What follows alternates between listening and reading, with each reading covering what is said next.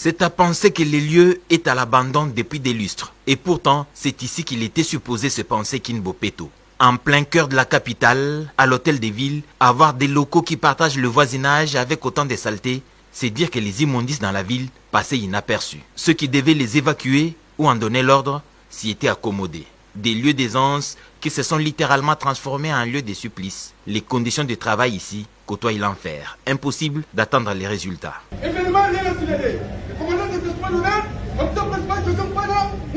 Le gouverneur de la ville de Kinshasa, Daniel Bumba Lubaki, a confié la réfection des lieux à une entreprise de la place. Il est passé voir où en étaient les travaux pour un réaménagement humain. Accompagné du vice-gouverneur Edi Yeli et tout son staff, le gouverneur a fait le tour des bureaux et constaté le vieillissement du bâtiment administratif, décollement de la peinture et naissance des moisissures. Les agents de l'administration, eux, grouillent dans l'impayement depuis 3 ans.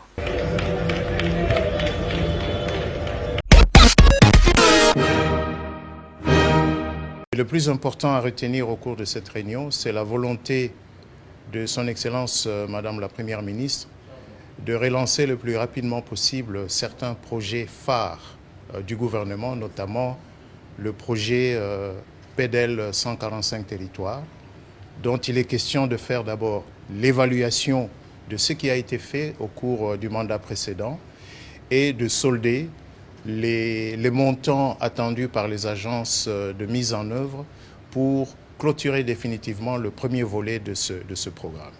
Évidemment, pour financer ce programme, le gouvernement a besoin de plus de recettes. C'est la raison pour laquelle, au cours de la réunion de ce jour, nous nous sommes appesantis sur la problématique de la fraude sur nos produits miniers.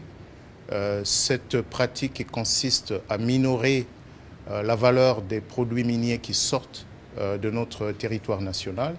De la même manière, la question de la fraude sur les produits pétroliers.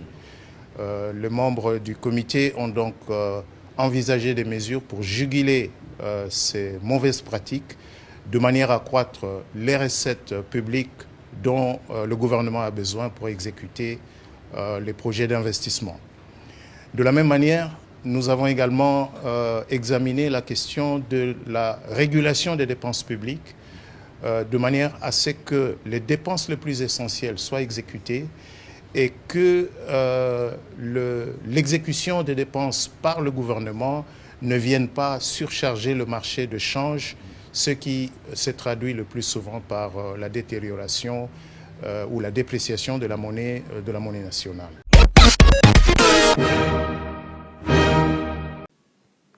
Jeudi dernier, au Musée national, le président Félix-Antoine Tshisekedi s'était incliné devant la dépouille mortelle de Charles Bokassa Djema, une des figures emblématiques de la scène politique congolaise et du Grand Équateur, décédé le 22 juin dernier à l'âge de 78 ans. Né le 9 mars 1946 à Mbandaka dans la province de l'Équateur, Bokassa Djema a été plusieurs fois ministre, député national et mandataire public. Au moment de sa mort, Charles Bokassa Djema était membre du conseil d'administration au cadastre minier et président de son parti politique Génération républicaine. Autrefois membre de la plateforme CAP pour le changement Cash, Charles Bokassa Djema a été un des artisans de la victoire du président Félix-Antoine Tshisekedi dans le Grand Équateur lors de la présidentielle de 2018.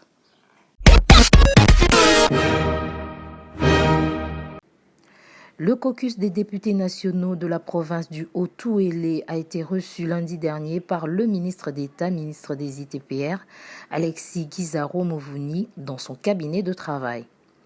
La problématique des routes et l'écroulement du pont jeté sur la rivière Boumou-Kandji, dans le territoire de Gombari, situé à 200 km de la ville d'Issiro, ainsi que le pont Kibali, dans le territoire de Ouacha, étaient au centre de leurs échanges.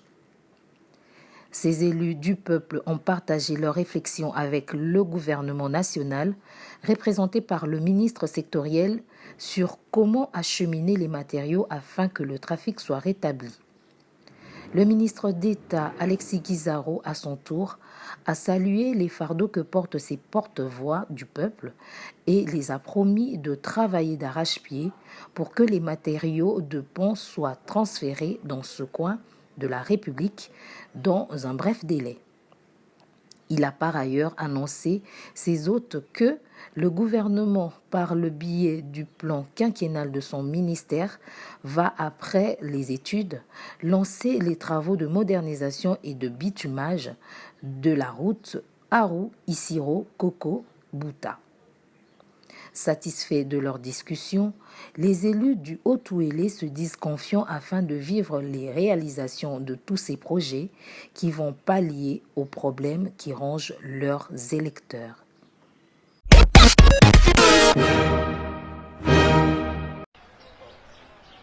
Femmes porteuses d'espoir, c'est le thème de la conférence du ministère de Prière et d'Enseignement, Femmes des valeurs internationales.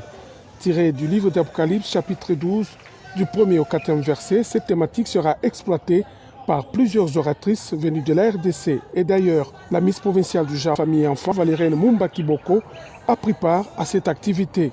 Après les mots d'introduction de la pasteure Daïda Moleka, coordonnatrice des femmes de valeur, la Miss provinciale du genre Famille et Enfants a dans son mot d'ouverture encouragé cette initiative des femmes en affirmant à l'Assemblée que son ministère soutient les valeurs internationales de la femme, cela avant de souhaiter à l'assistance une participation active à cette conférence. Je voudrais profiter de cette occasion pour rendre un vibrant hommage au président de la République, son Excellence Félix-Antoine Tshisekedi Tshilombo, champion de la masculinité positive, pour l'attention qu'il ne cesse d'accorder à toutes les questions liées à la promotion de la femme.